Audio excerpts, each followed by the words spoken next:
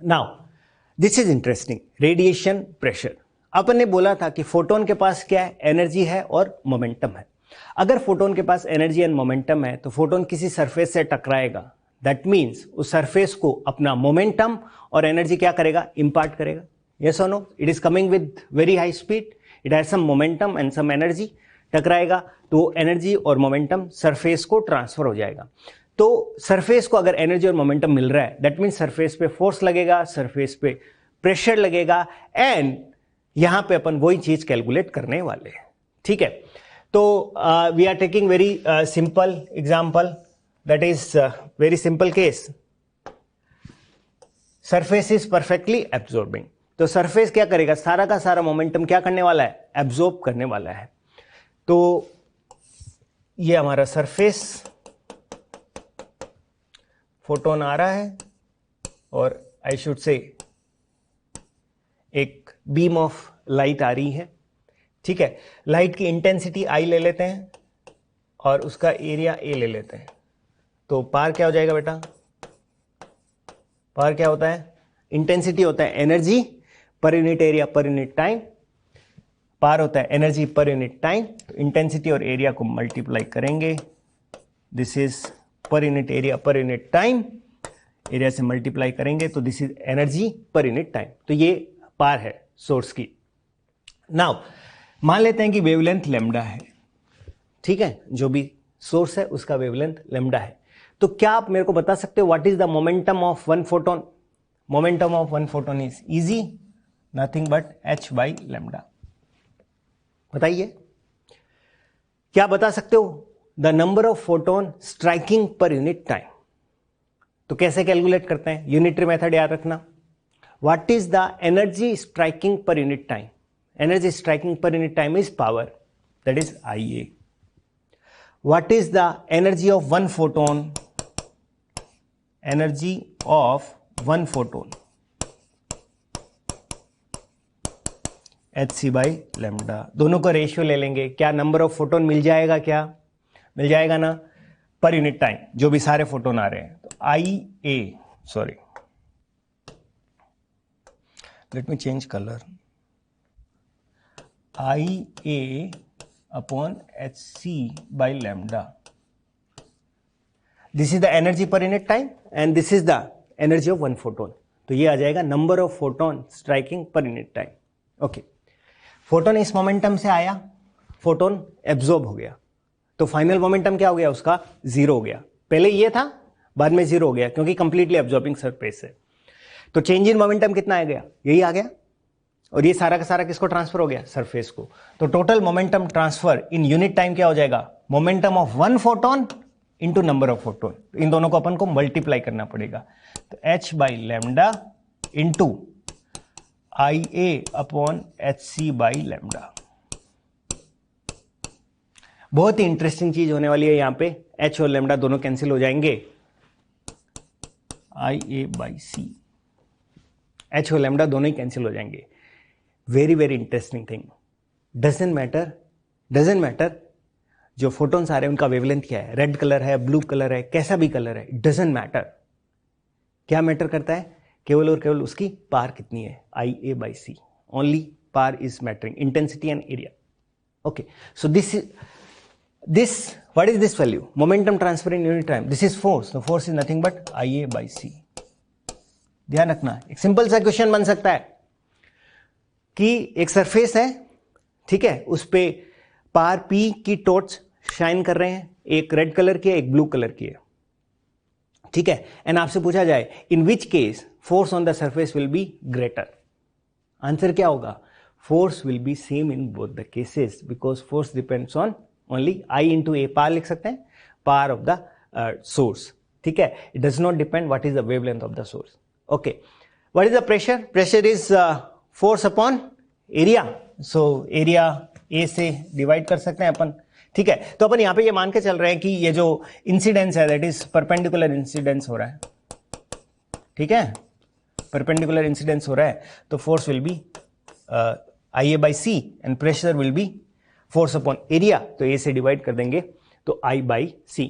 बहुत ही सिंपल सा है। अपन ने क्या किया, एक फोटोन का मोमेंटम निकाला, ठीक है, नंबर ऑफ फोटोन निकाले, यूनिट टाइम में कितने आ रहे हैं, दोनों को गुणा किया तो क्या आ गया, दोनों को गुणा किया तो क्या आ गया, टोटल मोमेंटम यूनिट टाइम में कितना ट्रांसफर हुआ, and total momentum unit time में ट्रांसफर होना मतलब फोर्स, फोर्स को एरिया से डिवाइड कर दिया तो प्रेशर.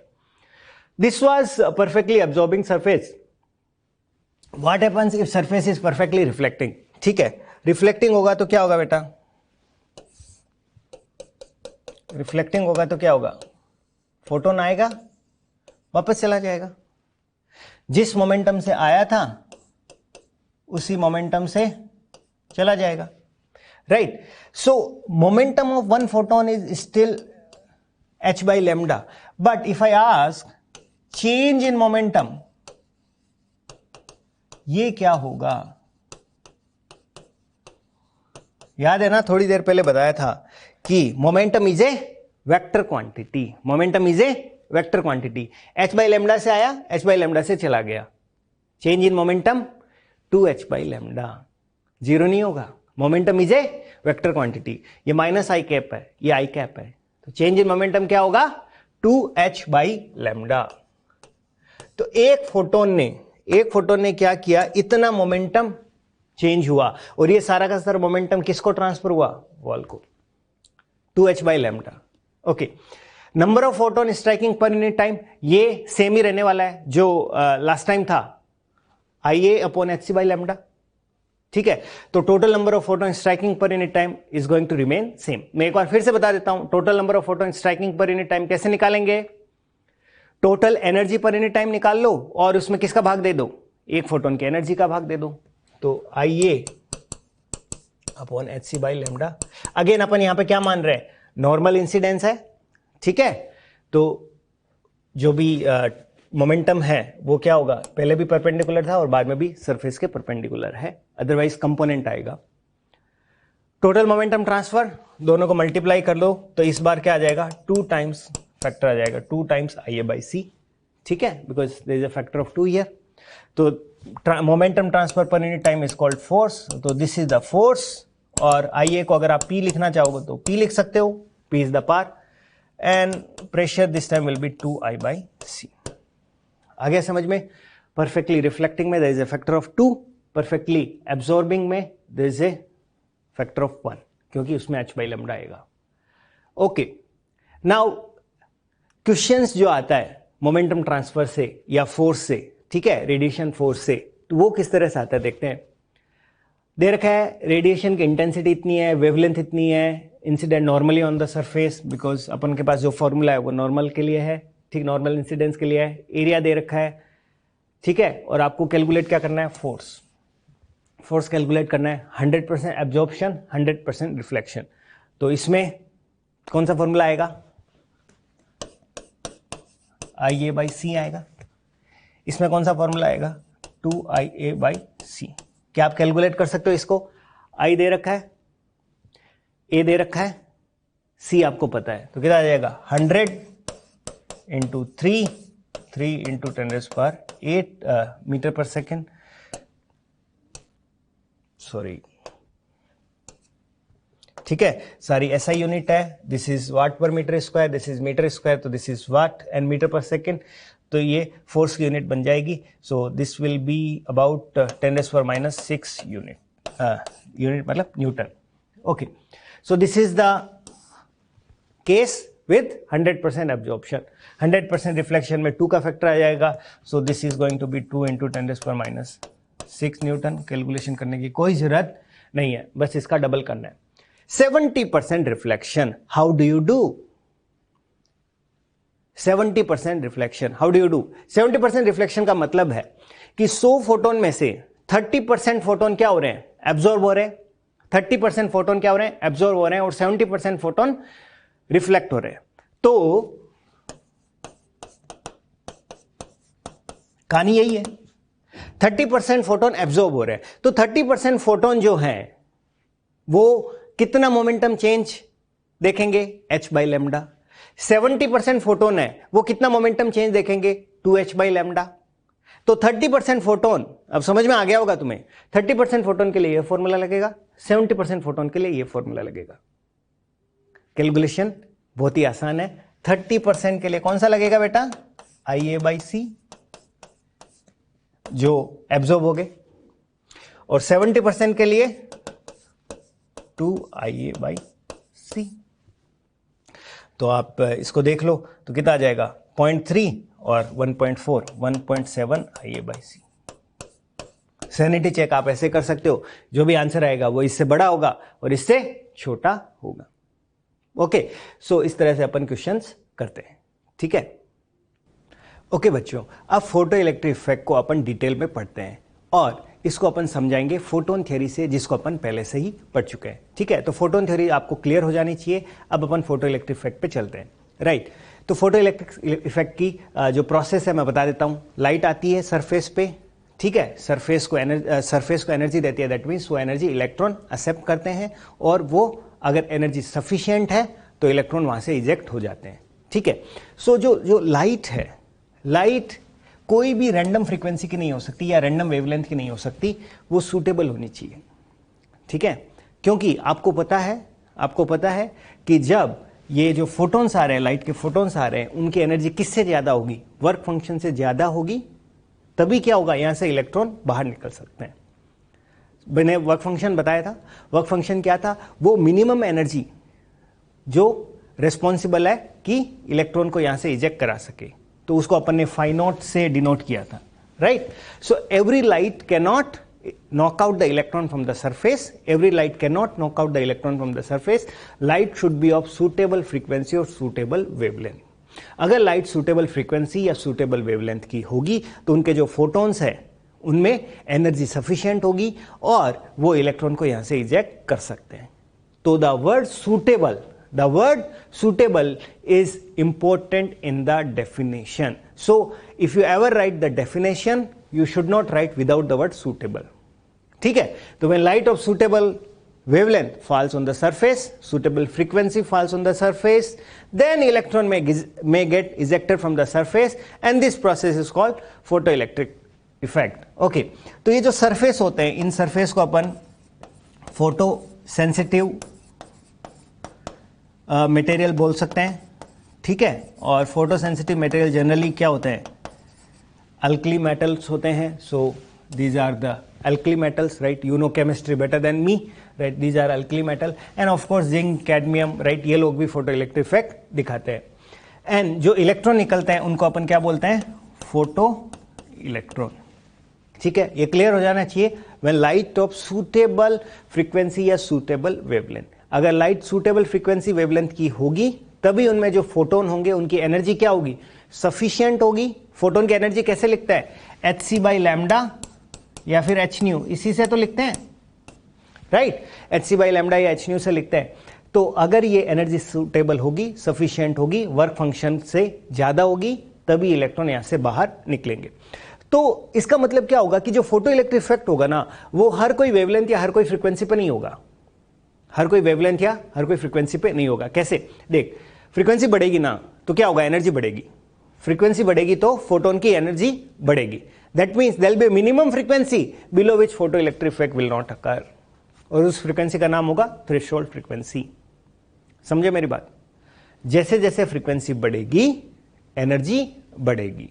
दैट मीन्स एक मिनिमम फ्रीक्वेंसी होगी जिसके below, right, photo electric effect नहीं हो सकता, क्योंकि फोटोन की एनर्जी बहुत ही कम हो जाएगी। वेवलेंथ में उल्टा हो जाएगा। जैसे जैसे वेवलेंथ बढ़ेगी एनर्जी क्या होती? कम होती जाएगी। वेवलेंथ घटेगी तो एनर्जी क्या होती जाएगी? बढ़ती जाएगी। मतलब there will B maximum wavelength above which photo electric effect will not occur, that will be called threshold wavelength, and this is threshold frequency. समझे? This is the minimum frequency, right, eight which photo electric effect will occur.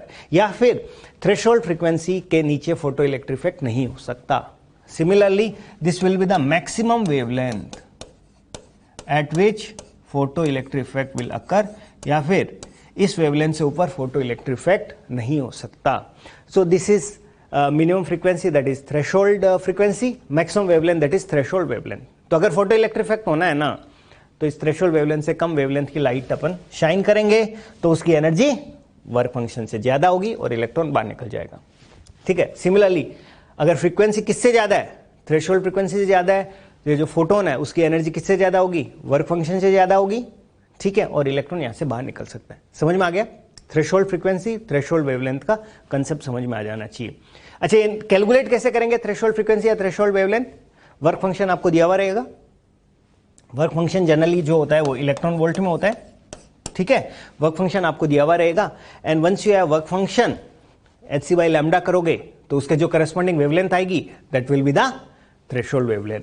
उसको hν/TH करोगे that will be the threshold frequency. समझ में आ गया?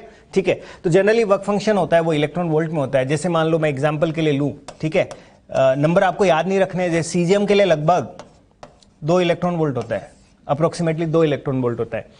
तो क्या visible light की energy क्या थी? 1.6 से 3 थी। तो अगर अपन विजिबल लाइट में अगर रेड कलर के फोटोन शाइन करेंगे सीजियम मेटल सरफेस पे, रेड कलर के फोटोन की एनर्जी कितनी थी? लिखूं, रेड की कितनी थी, याद है क्या? 1.6। और ब्लू फोटोन की एनर्जी कितनी थी? 3.1। तो क्या सीजियम जो है मेटल सरफेस, क्या वो रेड कलर के फोटोन से फोटो इलेक्ट्रिक इफेक्ट दिखाएगा? नहीं दिखाएगा। रेड कलर की लाइट से फोटो इलेक्ट्रिक इफेक्ट नहीं दिखाएगा, क्योंकि इनके जो फोटोन्स हैं उनकी एनर्जी वर्क फंक्शन से कम है। सिमिलरली क्या सीजियम ब्लू कलर की लाइट से फोटो इलेक्ट्रिक इफेक्ट दिखाएगा? Yes, that is possible. How? क्योंकि यहां पे वर्क फंक्शन 2 इलेक्ट्रॉन वोल्ट है और ब्लू कलर के लाइट के फोटोन की एनर्जी 3.1 इलेक्ट्रॉन वोल्ट है। तो सीजियम ब्लू कलर की लाइट के लिए क्या दिखा सकता है? फोटो इलेक्ट्रिक इफेक्ट दिखा सकता है। तो आपको थ्रेशोल्ड फ्रीक्वेंसी और थ्रेशोल्ड वेवलेंथ का कंसेप्ट क्लियर हो जाना चाहिए और इस तरह से अपन कैलकुलेट करते हैं। एक और एग्जांपल ले लेते हैं, प्लेटिनम, राइट। सो प्लेटिनम एक्सपेंसिव मेटल, इसका लगभग जो होता है 6.5 इलेक्ट्रॉन वोल्ट होता है इसका जो वर्क फंक्शन। तो क्या प्लेटिनम विजिबल लाइट से फोटो इलेक्ट्रिक इफेक्ट दिखा सकता है क्या? नहीं दिखा सकता। क्यों? विजिबल लाइट की एनर्जी 1.6 से 3 के बीच में होती है। Platinum can not show photo electric effect क्योंकि उसका वर्क फंक्शन ही ज्यादा है। तो ये कौन सी लाइट से दिखाएगा? अल्ट्रावायलेट। अल्ट्रावायलेट की एनर्जी क्या होती है? 3 इलेक्ट्रॉन वोल्ट से ज्यादा होती है, ठीक है। तो ये कंसेप्ट क्लियर होना चाहिए। सूटेबल वर्ड का मतलब आपको समझ में आना चाहिए। अगर फ्रीक्वेंसी किससे ज्यादा होगी? थ्रेशोल्ड फ्रीक्वेंसी से ज्यादा होगी। वेवलेंथ किससे कम होगी? थ्रेशोल्ड वेवलेंथ से कम होगी, ठीक है, तभी फोटो इलेक्ट्रिक इफेक्ट होगा। थ्रेशोल्ड फ्रीक्वेंसी की डेफिनेशन क्या थी? मिनिमम फ्रीक्वेंसी एट विच photo electric effect occurs. Threshold wavelength की डेफिनेशन क्या हो जाएगी? मैक्सिमम वेवलेंथ एट विच photo electric effect occurs. Okay, now जो अर्ली एक्सपेरिमेंट्स थे फोटो इलेक्ट्रिक इफेक्ट के, वो अपन देखते हैं कि इसकी डिस्कवरी कैसे हुई, ठीक है। तो इसकी डिस्कवरी की थी हर्ट्ज ने, ठीक है। And this discovery was accidental.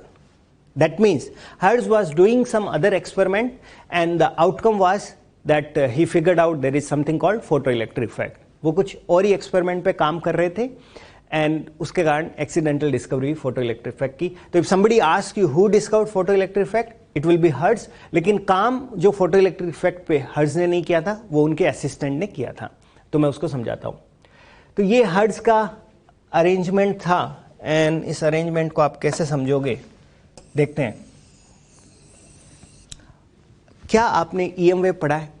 Electromagnetic wave, radio waves पढ़ा होगा आपने।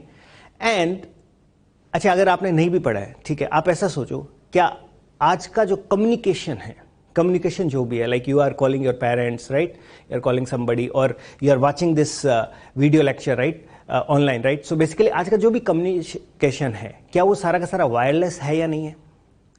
यस। तो वायरलेस है, इसका मतलब जो इंफॉर्मेशन का ट्रांसफर हो रहा है that is wireless, right. And it is possible only due to electromagnetic waves, EM waves, ठीक है। ये जो इंफॉर्मेशन का ट्रांसफर है वायरलेसली इलेक्ट्रोमैग्नेटिक वेव्स के थ्रू होता है। एंड इलेक्ट्रोमैग्नेटिक वेव्स का जो भी एक्सप्लेनेशन था वो किन्होंने दिया था? You remember Maxwell, 1864। आपने ईएम वेव चैप्टर में पढ़ा होगा। तो उन्होंने पूरा इलेक्ट्रोमैग्नेटिक वेव्स की डिस्क्रिप्शन दिया था 1864 में, राइट। एंड उन्होंने ये भी बताया था this is made up of electric field and magnetic field, वो परपेंडिकुलर होते हैं और वेव उसके परपेंडिकुलर चलती है, उन्होंने ये बताया था। तो हर्ट्ज जो थे, हर्ट्ज ने पहला वायरलेस ट्रांसमीटर और रिसीवर बनाया based on Maxwell's finding. First wireless transmitter and receiver, पहली बार अगर किसी ने वायरलेसली इंफॉर्मेशन का एक्सचेंज करवाया है, दैट वाज हर्ट्ज। उन्होंने लैब में ये एक्सपेरिमेंट सेटअप किया था। This is the transmitter and this is the receiver. ठीक है, यहां पे आप देख सकते हैं मेटल के स्पेयर्स हैं। ठीक है, उन्होंने क्या किया था, यहां पे स्पार्क जनरेट कराया और ये स्पार्क ईएम वेव के थ्रू रिसीवर तक ट्रेवल किया। ठीक है, एक्सपेरिमेंट को ज्यादा डिटेल में समझने की जरूरत नहीं है, आप बस ये जानो कि ये लैब के एक कोने में ट्रांसमीटर था, लैब के दूसरे कोने में रिसीवर था।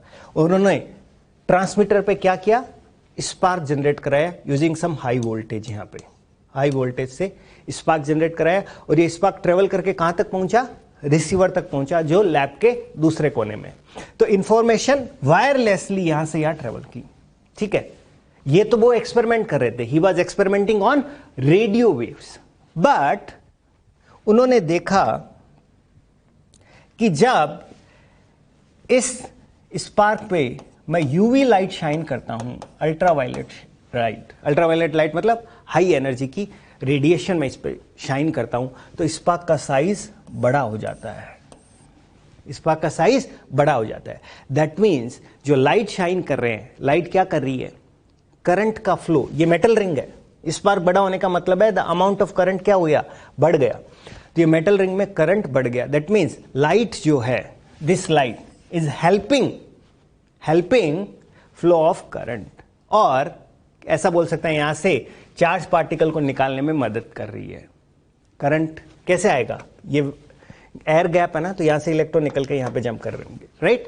So basically light is helping emission of electron from here, and this is how he discovered the photoelectric effect, that is light is helping emission of electron from the metal surface. So this was the accidental discovery by Hertz. Okay, and so Hertz is credited with the discovery of photoelectric effect, but उनके जो assistant थे वो इसको detail में discuss करेंगे, detail में study करेंगे, और हम जो इस चैप्टर में जो भी एक्सपेरिमेंट करने वाले हैं, फोटो इलेक्ट्रिक इफेक्ट का स्टडी करने वाले हैं, वो फिलिप लेनार्ड का ही एक्सपेरिमेंट होगा। एंड हर्ट्ज, ये वही हर्ट्ज है जिनके नाम पे हमारी जो फ्रीक्वेंसी की यूनिट है, that is in his honour only. Alright, so if somebody ask you who discovered photo electric effect, you will say Hertz, and if somebody ask you who actually extensively worked on photo electric effect, तो उसका answer Philip Lennard जाएगा। ठीक है, पता होना चाहिए। He was working on radio waves, that is demonstration of radio waves as predicted by Maxwell, and during that experiment he figured out there is light क्या करती है, इलेक्ट्रॉन को मेटल सरफेस से बाहर निकालने में मदद करती है। Then there was similar set of experiment done by other scientists, Halbach around 1888, and this was another type of experiment जिसमें उन्होंने जिंक की प्लेट ली, this is zinc plate, right, negatively charge थी। ओके, चार्ज कैसे देखेंगे 1888 में, ठीक है, using the electroscope, this is gold leaf electroscope. तो इलेक्ट्रोस्कोप की मदद से ये जो लीफ है दूर दूर है, मतलब चार्ज ज़्यादा है, ठीक है ना। ये जिंक प्लेट है, जिंक प्लेट से चार्ज लीफ पे आ जाता है, आपने पढ़ा होगा इलेक्ट्रोस्कोप इलेक्ट्रोस्टैट में। बट एनीवे मैं आपको बता देता हूँ, ये जिंक है और ये गोल्ड लीफ है, राइट। तो क्या होगा, जब जिंक प्लेट इसके टच होगी तो चार्ज सब जगह फैल जाएगा, और चार्ज ज़्यादा होगा तो ये रिपेल करेगी। लेकिन अब लाइट शाइन करेंगे तो क्या होगा, light helps emission of electron, तो इस पे चार्ज क्या हो जाएगा, कम हो जाएगा। चार्ज कम हो जाएगा तो ये लीफ पास आएगी। लाइट और शाइन करोगे तो सारे इलेक्ट्रॉन क्या हो जाएंगे, भाग जाएंगे। सारे इलेक्ट्रॉन भाग जाएंगे तो लीफ एकदम ही पास आ जाएगी। सो this is the discovery bye हाल्बाच। तो again he also road is in diary that on shining the UV light on zinc plate, negatively charged zinc plate, right, it helps the emission of negatively charge particles, right. ध्यान रखना कि वो अपनी diary में electron नहीं लिखेंगे, because electron की discovery J Thomson करेंगे इनसे 7-8 साल बाद। So basically all they wrote was that light जो है वो क्या कर रही है, मेटल सरफेस से इलेक्ट्रॉन और नेगेटिवली चार्ज पार्टिकल को निकालने में मदद कर रही है। तो these were the experiment bye hertz and हलवाच, right. And इनका जो डिटेल स्टडी है वो कौन करेंगे, वो फिलिप लिनार्ड करेंगे, जिसको अब अपन डिस्कस करते हैं। हेलो बच्चों, अब हम फिलिप लिनार्ड का जो एक्सपेरिमेंट है, जो डिटेल एक्सपेरिमेंट है फोटो इलेक्ट्रिक इफेक्ट पे, वो डिस्कस करने जा रहे हैं। ये एक्सपेरिमेंट बहुत ही इंपॉर्टेंट है और इससे अब पता चला कि लाइट जो है, लाइट का बिहेवियर है वो क्वांटम नेचर का है, ठीक है। So this experimental setup is shown here. And experimental setup में क्या क्या है, देखो सबसे पहले जो इंपॉर्टेंट चीज़ है दैट इज कि जो भी एक्सपेरिमेंट हो रहा है वो किस में हो रहा है, इवैक्यूएटेड ग्लास ट्यूब में हो रहा है। जो भी एक्सपेरिमेंट हो रहा है वो इवैक्यूएटेड ग्लास ट्यूब में हो रहा है। जब भी हम इलेक्ट्रॉन के साथ एक्सपेरिमेंट करेंगे, we have to make sure कि हम किस में कर रहे हैं, वैक्यूम में कर रहे हैं, बिकॉज गैसेज क्या हो सकती है, इलेक्ट्रॉन के लिए हिंड्रेंस बन सकती है। तो सबसे पहले चीज तो कि एक्सपेरिमेंट किसके अंदर होगा, वैक्यूम के अंदर होगा, ग्लास ट्यूब के अंदर होगा, ठीक है। कैथोड पे हमारा फोटोसेंसिटिव मटेरियल लगा हुआ है, ठीक है, जो क्या होगा, रिस्पॉन्सिबल है इलेक्ट्रॉन को इजेक्ट करने के लिए। तो this is the photosensitive material at cathode. Cathode पे लाइट डालने के लिए अपन एक विंडो बना रखी है, this is the quartz window and this is the source, ठीक है। सोर्स की अपन इंटेंसिटी, फ्रीक्वेंसी ये सब अपन वेरी कर सकते हैं। सोर्स क्या करेगा, लाइट शाइन करेगा कैथोड पे और कैथोड से क्या निकलेंगे, इलेक्ट्रॉन निकलेंगे। ओके, अब अपन को पता कैसे चलेगा कि इलेक्ट्रॉन निकले या नहीं निकले, बिकॉज अपन इलेक्ट्रॉन को आंखों से देख तो नहीं सकते, राइट। सो इलेक्ट्रॉन को अपन रीड कैसे करेंगे, इलेक्ट्रॉन को रीड करने का एक ही तरीका है, what is that, see the reading of the current. Okay, तो अगर इस अमीटर में से इलेक्ट्रॉन निकलेंगे, that means this ammeter will show some reading, that means we can be sure कि हाँ सर्किट में इलेक्ट्रॉन फ्लो हो रहे हैं। या फिर अपन ऐसा बोल सकते हैं कि जब भी इस अमीटर में रीडिंग आएगी, that means photo electric effect हो रहा है। तो इलेक्ट्रॉन को यहां से यहां तक लाने का काम रहेगा इस बैटरी का।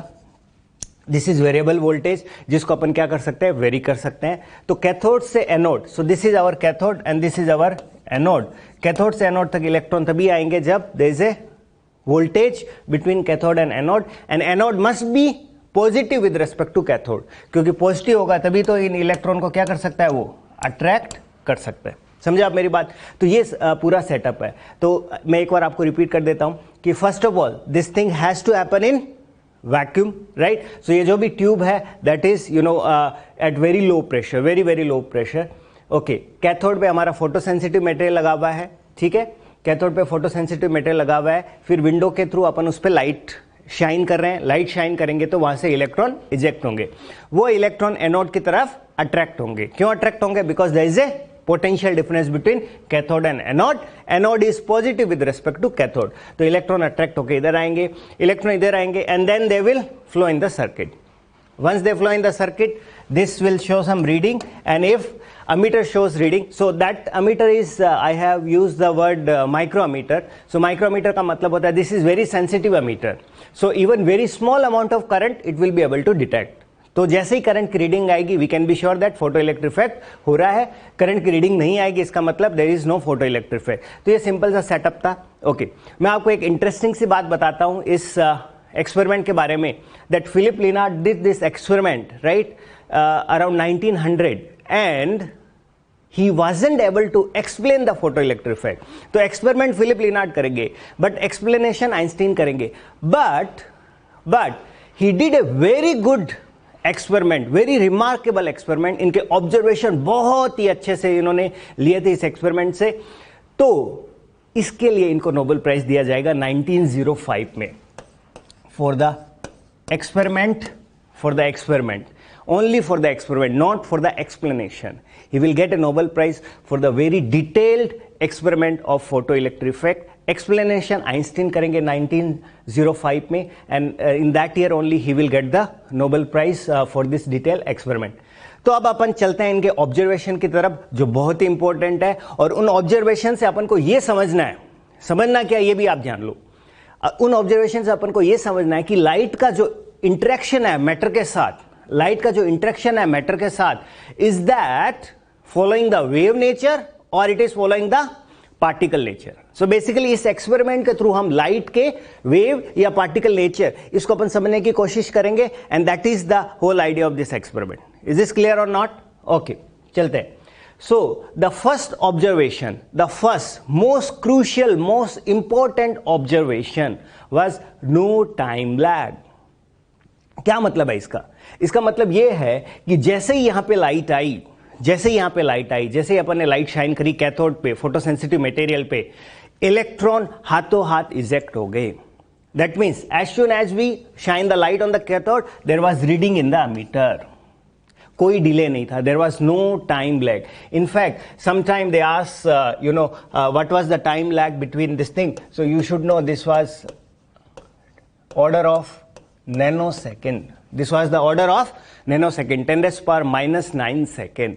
There was no time lag.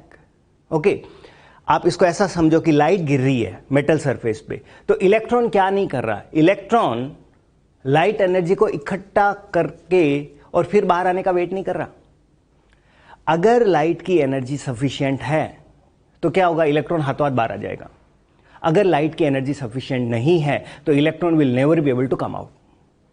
और ऐसा पॉसिबल तभी हो सकता है जब लाइट वेव से आ रही है या पैकेट से आ रही है. ऐसा पॉसिबल तभी हो सकता है जब light is coming in packets.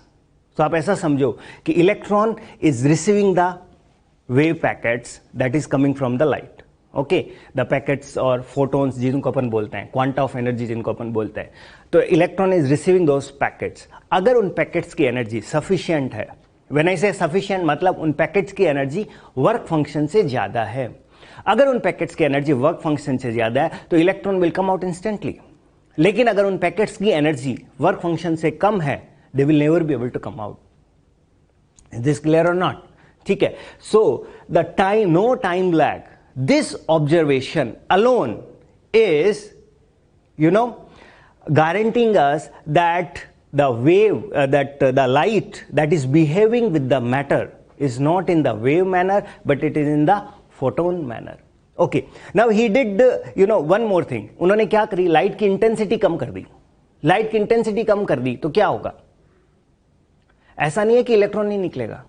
Light की इंटेंसिटी कम कर देंगे तो आपको पता है कि आपने ये सीखा था I = x × h nu. ये मैंने आपको सिखाया था. This is what, energy per unit area per unit time. This is the energy of one photon and this is the number of photons पर unit area per unit time.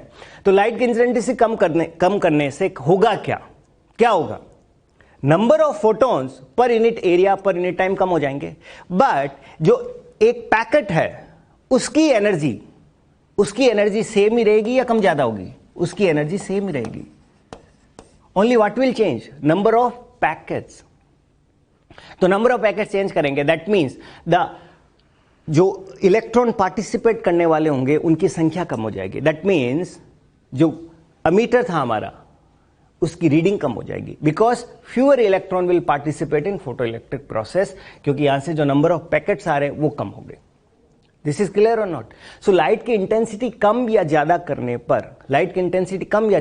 पर ये number change होता है, ये number same ही रहता है. तो अगर इस बंडल का जो साइज है, इस बंडल की जो एनर्जी है वर्क फंक्शन से ज्यादा है तो फोटो इलेक्ट्रिक इफेक्ट होगा. It is just that number of electron participating will reduce और increase depending on how we do the change of intensity. ठीक है. तो फर्स्ट ऑब्जर्वेशन आपको समझ में आ जाना चाहिए, no time lag. This is only possible from the particle theory, that is light is coming in terms of packets, and अगर उस पैकेट की एनर्जी सफिशिएंट है electron will come out instantly. Sufficient नहीं है तो आप चाहे कितनी इंटेंसिटी की लाइट मेटल सरफेस पे डाल दो, इलेक्ट्रॉन बाहर नहीं निकलेगा. Okay, and one more thing is clear, that photo electric effect is a instantaneous process. Okay, now we move to next observation जो अपन ने अभी थोड़ी देर पहले डिस्कस किया था कि अगर हम इंटेंसिटी बढ़ाएंगे, सो this is the current versus intensity graph. सो अगर अपन इंटेंसिटी बढ़ाएंगे तो व्हाट विल हैपन? इंटेंसिटी बढ़ाने पर x बढ़ेगा, that is number of photons per unit area per unit time striking the cathode और अमीटर प्लेट विल इंक्रीज। अगर वो बढ़ेंगे that means more electron will participate, more electron participate करेंगे तो क्या होगा, ट्यूब में करंट ज्यादा आएगा। तो जो करंट होगा ट्यूब में वो किसके प्रोपोर्शनल होगा, इंटेंसिटी ऑफ लाइट। और in fact I should say current is proportional to intensity, और I should say current is proportional to the x. और ये सब लीनियर रिलेशनशिप होगा, क्योंकि इंटेंसिटी बढ़ेगी तो एक्स लीनियरली बढ़ेगा, एक्स लीनियरली बढ़ेगा तो करंट भी लीनियरली बढ़ेगा। Okay, so this is the observation number 2, that current और इंटेंसिटी में रिलेशन कैसा होता है, प्रोपोर्शनल रिलेशन होता है। ओके, नाउ ऑब्जर्वेशन 3, देखो एक चीज देखो आप यहां पे कि लाइट अगर सफिशिएंट वेवलेंथ की है, सफिशिएंट फ्रीक्वेंसी की है, that we have already discuss की, जो भी लाइट यहां पे होगी वो सूटेबल होनी चाहिए, तभी फोटो इलेक्ट्रिक इफेक्ट होगा। तो लाइट अगर यहां पे सफिशिएंट फ्रीक्वेंसी या सफिशिएंट वेवलेंथ की है तो इलेक्ट्रॉन निकलेंगे। ओके, इलेक्ट्रॉन निकलेंगे और इलेक्ट्रॉन किसकी तरफ अट्रैक्ट होंगे, एनोड की तरफ अट्रैक्ट होंगे। लेकिन एक चीज ध्यान रखो, क्या सारे के सारे इलेक्ट्रॉन एनोड की तरफ जाएंगे क्या इलेक्ट्रॉन रास्ते में यहां टकरा सकते हैं या नहीं टकरा सकते? ऑफ कोर्स वो टकरा सकता है, ट्यूब की दीवारों से टकरा सकता है। इलेक्ट्रॉन निकल रहा है, कोई उन्हें कह नहीं रहा कि भाई सीधे चलो, सामने एनोड की तरफ चलो, right, go in a straight line, nobody is telling them. समझ में आ रहा है ना? तो इलेक्ट्रॉन क्या हो रहा है, ट्यूब की दीवारों से टकरा सकते हैं। तो हो सकता है कि सारे इलेक्ट्रॉन क्या होंगे, एनोड तक नहीं पहुंचेंगे। बट अगर मैं इस वोल्टेज को बढ़ाऊं तो क्या होगा, अगर मैं इस वोल्टेज को बढ़ाऊंगा तो क्या होगा, एनोड इलेक्ट्रॉन को ज्यादा फोर्स से अट्रैक्ट करेगा, पोटेंशियल डिफरेंस बढ़ गया ना, एनोड इन इलेक्ट्रॉन को ज्यादा फोर्स से अट्रैक्ट करेगा, ज्यादा फोर्स से अट्रैक्ट करेगा। तो जो इलेक्ट्रॉन क्या हो रहे थे, पहले रुक जा रहे थे या दीवार से टकरा जा रहे थे, अब वो किसकी तरफ आएंगे अट्रैक्ट होके, एनोड की तरफ आएंगे। यस और no? All I mean to say is this कि इलेक्ट्रॉन का निकलना इस पे डिपेंड करता है, सोर्स पे और कैथोड पे डिपेंड करता है। इलेक्ट्रॉन का निकलना कि कैथोड से इलेक्ट्रॉन निकलेगा या नहीं निकलेगा, वो तो सोर्स की इंटेंसिटी क्या है, सोर्स की फ्रीक्वेंसी क्या है और कैथोड का वर्क फंक्शन क्या है, इस पर डिपेंड करेगा। लेकिन इलेक्ट्रॉन एनोड तक पहुंचेगा या नहीं पहुंचेगा और इस अमीटर के थ्रू पास होगा या नहीं होगा, वो किस पे डिपेंड करने वाला है कि ये पोटेंशियल कितना है। ये पोटेंशियल ज्यादा होगा तो इलेक्ट्रॉन ज्यादा अट्रैक्ट होंगे, इलेक्ट्रॉन ज्यादा अट्रैक्ट होंगे तो probably there will be more current. So if you keep increasing the anode voltage, what will happen, जो सुस्त से सुस्त इलेक्ट्रॉन होगा, जो क्या होगा, यहीं दीवार पे टकरा जा रहा था, जो सुस्त से सुस्त इलेक्ट्रॉन होगा, जो सुस्त से सुस्त इलेक्ट्रॉन होगा वो भी क्या होगा, अब एनोड की तरफ अट्रैक्ट होगा। दैट मीन्स करंट बढ़ेगा। Is this clear or not? So this is the graph here कि if you increase the voltage, this is the accelerating voltage between cathode and anode, अगर अपन इस वोल्टेज को बढ़ाएंगे तो करंट बढ़ेगा, because more number of electrons are, this is cathode anode, and if you increase this voltage, more number of electrons are getting attracted towards anode. This is the simple thing. Okay, so at this point what is happening, current has become saturated. Current has become saturated, that means all the electron that were emitted from cathode has reached anode. That means we have reached the maximum value of current, or it is called saturation current. समझ में आ गया? Saturation current कब आएगा, जब आप anode का voltage cathode के respect में बहुत ज्यादा कर दोगे तो क्या होगा, सारे के सारे इलेक्ट्रॉन जो निकले हैं वो एनोड तक पहुंच जाएंगे और एमीटर के थ्रू फ्लो कर जाएंगे और करंट मैक्सिमम आ जाएगा, और we will call it saturation current. अगर I do the reverse, that is इसका पोटेंशियल मैं क्या कर दूं, पॉजिटिव के बजाय नेगेटिव कर दूं, then what will happen, if I make this potential negative, ये इलेक्ट्रॉन को क्या करेगा, रिपेल करेगा या नहीं करेगा, ये इलेक्ट्रॉन को रिपेल करेगा, ये इलेक्ट्रॉन को रिपेल करेगा। दैट मीन्स इलेक्ट्रॉन यहां पे आ रहा है, ये इसको रोकेगा, इलेक्ट्रॉन यहां से आ रहा है, ये इसको रोकेगा। तो एक वक्त ऐसा आएगा जब फास्ट से फास्ट इलेक्ट्रॉन भी है, फास्ट से फास्ट इलेक्ट्रॉन है, वो भी रुक जाएगा। और फास्ट से फास्ट इलेक्ट्रॉन रुकने का मतलब क्या होगा कि जो करंट है यहां पे, जो अमीटर लगा हुआ था तुम्हारा उसकी रीडिंग क्या हो जाएगी, 0 हो जाएगी।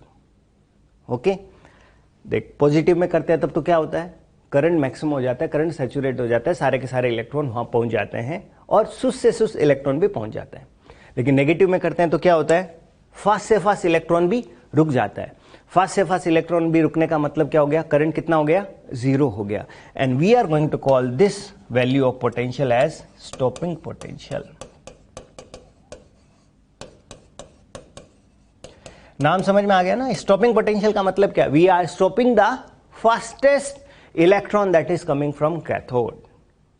ठीक है, अगर अपन फास्टेस्ट इलेक्ट्रॉन को भी क्या कर रहे हैं, स्टॉप कर रहे हैं, तो उस वोल्टेज का नाम हो जाएगा स्टॉपिंग पोटेंशियल। एंड करंट उस समय ट्यूब में कितना हो जाएगा, 0 हो जाएगा। ठीक है, ध्यान रखना यहां पे क्या होता है कि क्वेश्चन पूछता है, नीट कई बार पूछ चुका है और गलती करते हैं बच्चे, स्टॉपिंग पोटेंशियल V0 होगा। ठीक है, ये माइनस साइन नहीं लेना है, स्टॉपिंग पोटेंशियल V0 होगा, लेकिन potential of anode with respect to cathode कितना होगा, -V0 होगा।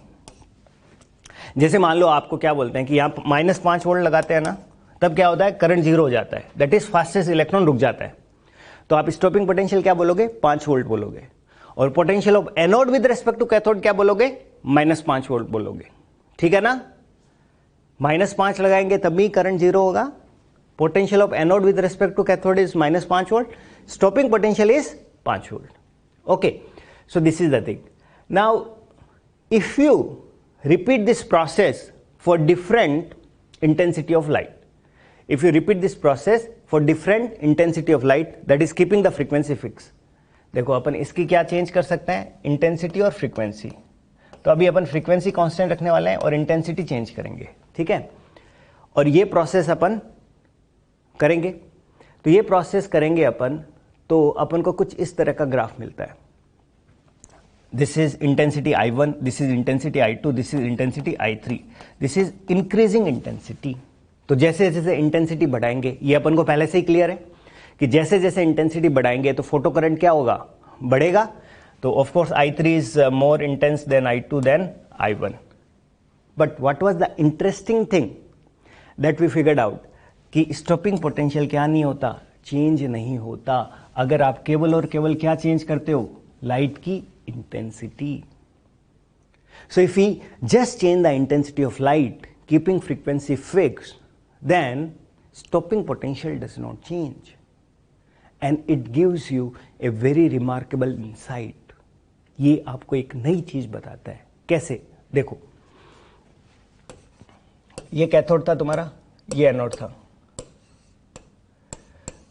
जब तूने यहाँ पे -V0 लगाया स्टॉपिंग पोटेंशियल, तो तुमने क्या किया कि जो फास्टेस्ट से फास्ट इलेक्ट्रॉन था ना, वो भी क्या होगा, यहां से आके वापस मुड़ गया। यही तो हुआ। स्टॉपिंग पोटेंशियल का मतलब क्या है, फास्टेस्ट से फास्टेस्ट इलेक्ट्रॉन भी एनोड तक नहीं पहुंच पाया और ये आके वापस चला गया। Is this clear. यहां पे जो करंट था उसकी रीडिंग कितनी आएगी, 0। यस और नो। तो तुम ये बता सकते हो क्या कि फास्टेस्ट से फास्टेस्ट इलेक्ट्रॉन की काइनेटिक एनर्जी क्या होगी। देख यहां से वापस चला गया, मतलब यहां काइनेटिक एनर्जी 0 है। Okay, let me change the colour. Okay, blue is good. सो यहां पे काइनेटिक एनर्जी क्या होगी, 0। ठीक है, यहां पे क्या होगी, देखो V0 वोल्ट से आप एक इलेक्ट्रॉन को क्या कर रहे हो, एक्सेलरेट करा रहे हो। एक चार्ज पार्टिकल को V0 वोल्ट से आप एक्सेलरेट करा रहे हो, तो what is the kinetic energy, Q into V0। तो इलेक्ट्रॉन जो यहां से निकला था वो किस एनर्जी का निकला था, E into V0। So what did we calculate, we calculated the maximum kinetic energy of ejected electron. Yes और नो। अपन ने जो इलेक्ट्रॉन निकला है उसकी क्या कैलकुलेट कर ली, मैक्सिमम काइनेटिक एनर्जी। ठीक है, जब अपन ने स्टॉपिंग पोटेंशियल लगाया था तो अपन ने इस इलेक्ट्रॉन को भी क्या कर दिया था, रोक दिया था एनोड तक पहुंचने के लिए। So this stopping potential is a proxy to the maximum kinetic energy. Okay, so maximum kinetic energy आपने निकाली E इंटू V0। और अभी इस एक्सपेरिमेंट में आपने क्या किया है, इस एक्सपेरिमेंट में आपने इंटेंसिटी चेंज की है, इंटेंसिटी चेंज की है, लेकिन स्टॉपिंग पोटेंशियल चेंज नहीं हुआ। What does that mean, maximum kinetic energy of electron is independent of intensity of light, is independent of intensity of light. So I think this is written here, and this is a very very important thing. Why? क्योंकि intensity आप कम ज्यादा करते हो तो what happens, अभी सीखा था, intensity आप कम ज्यादा करते हो तो क्या होगा, केवल और केवल नंबर ऑफ फोटॉन्स चेंज होंगे। क्या एक फोटोन की एनर्जी चेंज होगी क्या? नहीं होगी ना, एक फोटोन की एनर्जी चेंज नहीं होगी। दैट मीन्स जो इलेक्ट्रॉन को वेव पैकेट मिल रहा है या एनर्जी पैकेट मिल रहा है उसकी एनर्जी उतनी है, लेकिन अब वो पैकेट कम ज्यादा हो रहे हैं। That means it is supporting the particle nature of light, otherwise ये पॉसिबल नहीं हो सकता। वेव नेचर तो बोलेगी कि इंटेंसिटी चेंज करने पर एनर्जी बढ़ती है, एनर्जी बढ़ती है तो काइनेटिक एनर्जी बढ़ना चाहिए, स्टॉपिंग पोटेंशियल बढ़ना चाहिए, लेकिन वो गलत है। पार्टिकल नेचर क्या कहता है कि इंटेंसिटी कम ज्यादा करी, मेरे पैकेट की एनर्जी उतनी रहेगी, पैकेट की एनर्जी उतनी रहेगी, दैट मीन्स स्टॉपिंग पोटेंशियल क्या रहेगा, उतना ही रहेगा, लेकिन करंट कम ज्यादा हो सकता है। Yes, that is possible. It is clear? तो ये आपको पता हो जाना चाहिए कि kinetic energy of ejected electron does not depends on intensity of light and it will depend on frequency of light, जो अपन अगले ऑब्जर्वेशन में देखेंगे। Okay, now effect of frequency. Now wave theory यहां पे एप्लीकेबल नहीं होगी, यहां पे एप्लीकेबल होगी particle theory.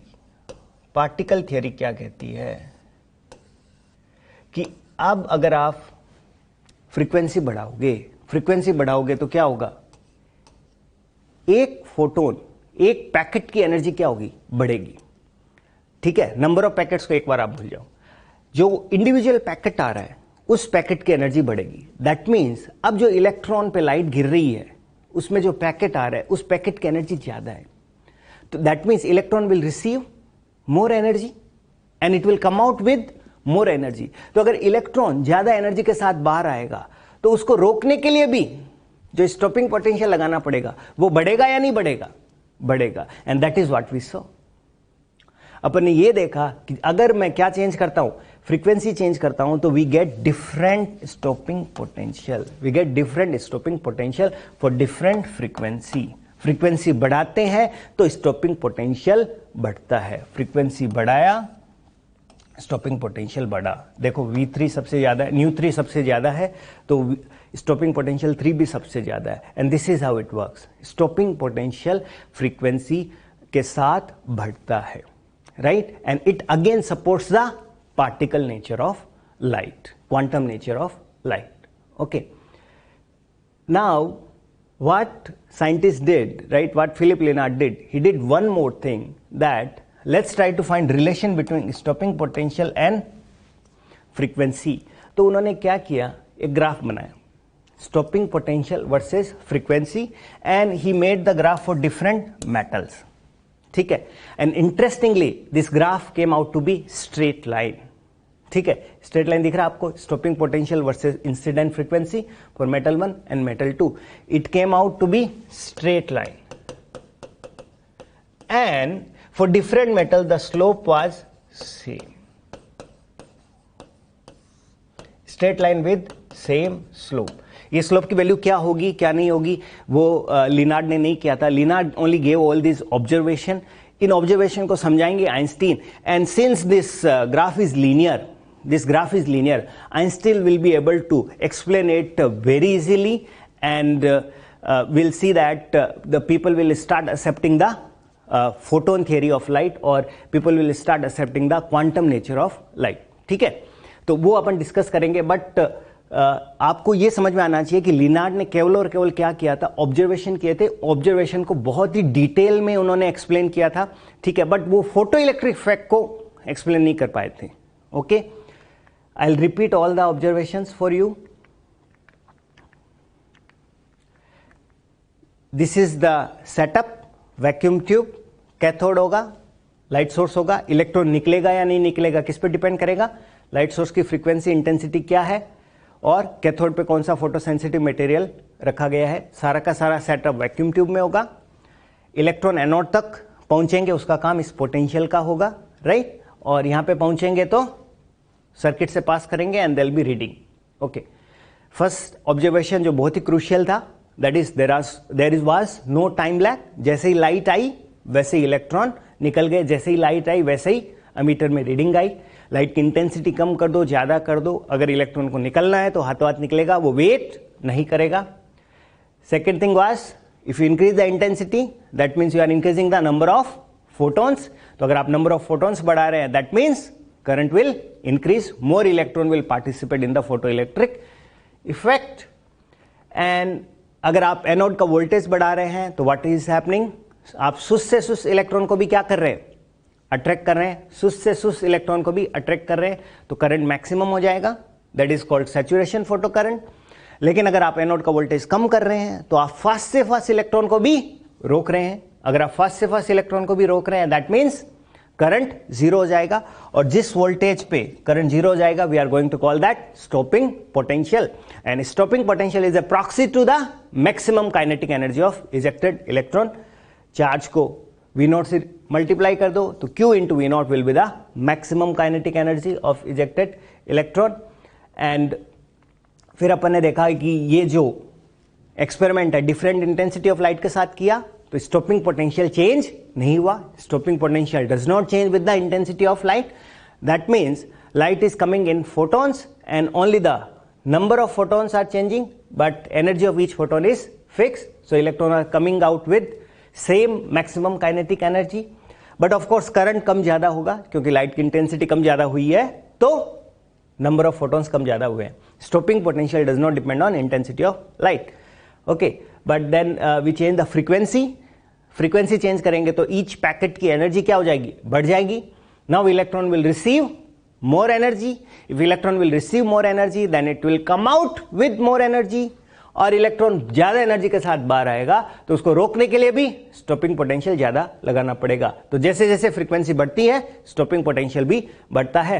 And interestingly this relation between stopping potential and frequency came out to be linear and it was having same slope for different metals. और यहां पे मैं आपको थोड़ा सा क्लू दे देता हूं, अगर डिफरेंट मेटल के लिए सेम स्लोप है that mean slope will be some fundamental constant of physics, because वो फिजिक्स के कांस्टेंट से रिलेटेड होगा, तभी क्या होगा स्लोप डिफरेंट मटेरियल के लिए सेम आएगा. ठीक है बेटा, तो ये सारे ऑब्जर्वेशन हो गए. Now in the next part what we are going to discuss is how Einstein explain this photo electric phenomena using the photon theory of light and how those explanation agree with the photon theory of light.